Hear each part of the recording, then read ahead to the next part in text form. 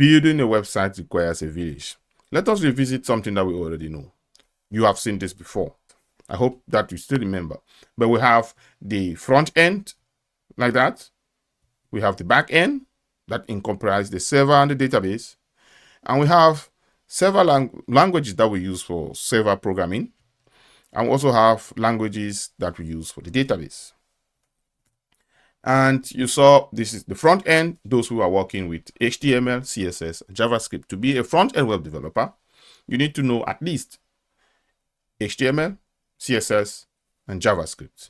And to be a back end web developer, you need to know at least one server language and one database language.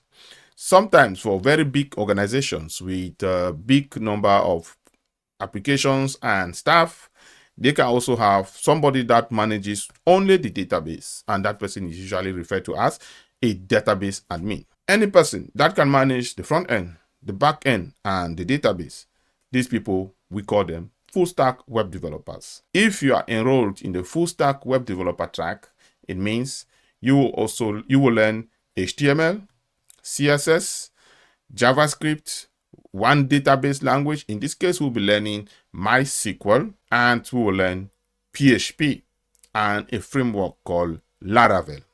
But these are not all of the professions that we have in IT. There are many more. Consider this project. We are developing a website for booking events such like parties or football matches. Just consider that. Imagine that one in your head. And let's see who is involved here. Who is involved? Can you think of anyone that's involved in this process? It will start with the management.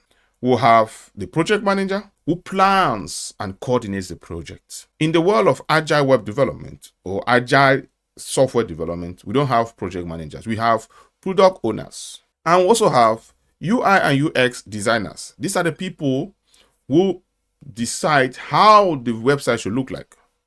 They draft the look and feel of the website. Should it be blue, mainly blue and green? Should it be mainly red and yellow? Should all the buttons be yellow, or all the buttons be black and then with the text in white? They design that. After they design this, the developers take this and then make this to fruity. We have the front end, the back end, full stack, and DB admins that we just saw.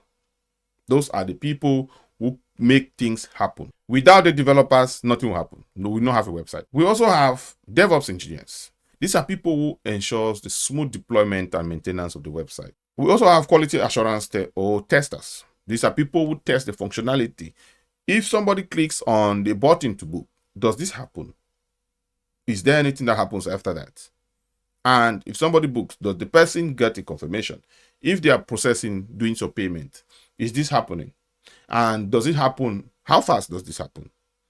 That's what we talk about, performance.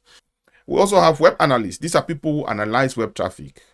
They will see how many people are using the website and from which place of the globe and the agenda, something like that. And from that, they can do some targeted advertisement or make sure the website works for the purpose of which most of the clients are using. For example, if we have a booking website and we have events there, we have parties, we have matches, something like that. And most people visit just the events section of the website. Then the analyst will say, okay, this section is the place that most people use. So let us make sure it is as user-friendly as possible. That kind of thing.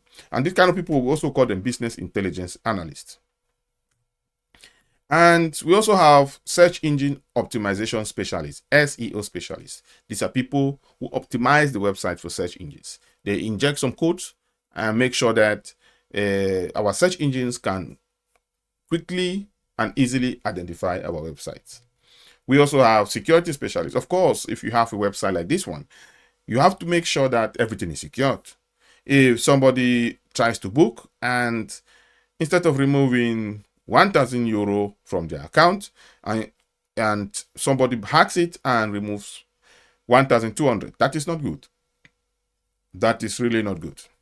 So we need security specialists who make sure our websites are secured and they comply with the local regulations.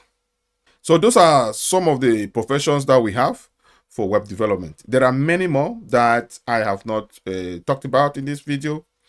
In the course website, you can see many of them. You can also Google and you will see a lot of them, but these are the most common.